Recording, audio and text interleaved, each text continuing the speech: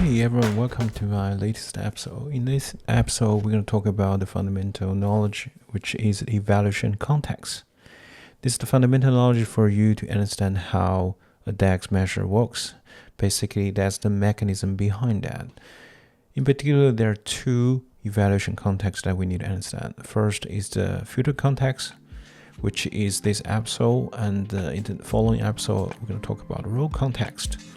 So filter context is actually a filter that applied on the model.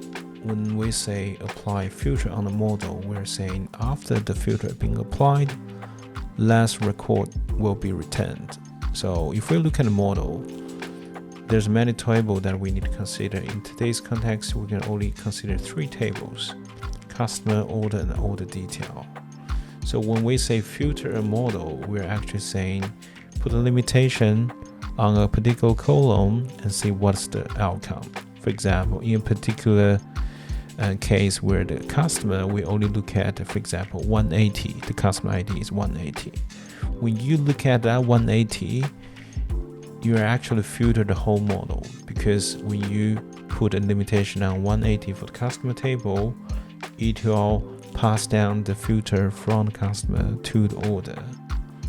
And in particular, they are in the one-to-many relationship in the chain. So you put a filter on this will be filtered. Since this is filtered based on this one-to-many, it will also gonna be filtered. Why is that? Because if we double-click the relationship, order and the customer, they are the many-to-one relationship, which means customer is the one side, order is the many side.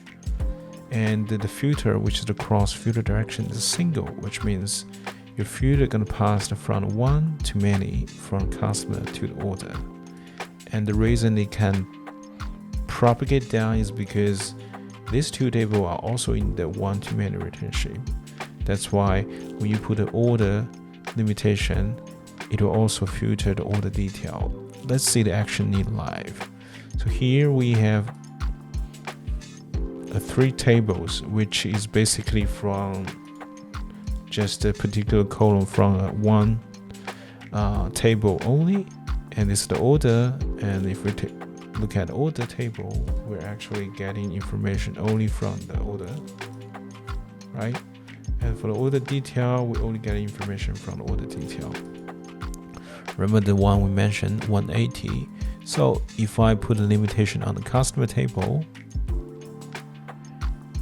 since they are in the chain, one to many, one can filter many, which means one customer can filter actually pass the filter down to the order detail. That's why in order detail, we are only looking at this two order, and this two order belongs to 180 customer, right? So you may say, oh, I can still see that, but whatever interaction you happen on this report is also applying filter. So that's why if I unselect this, I can copy this visual, I paste over here, I drag this over here. Now I change this to a slicer, which is more like a filter things. We choose this button slicer.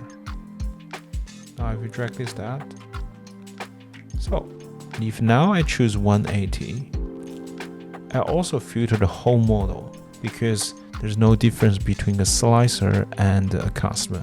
Whenever a user on the report, they make a selection, they're actually applying a filter to additionally help the measure to return the 6. Why is that? If we're going to upload here. So the measure is simple, just sum the quantity column from the order detail, but based on the user selection, you will also apply additional condition to help this measure to be calculated. That's why filter context impact a model result. A model result will impact how the measure return the result.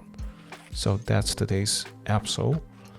In the coming episode, we're going to talk about a little bit complex, which is a row context. See you guys in the next one.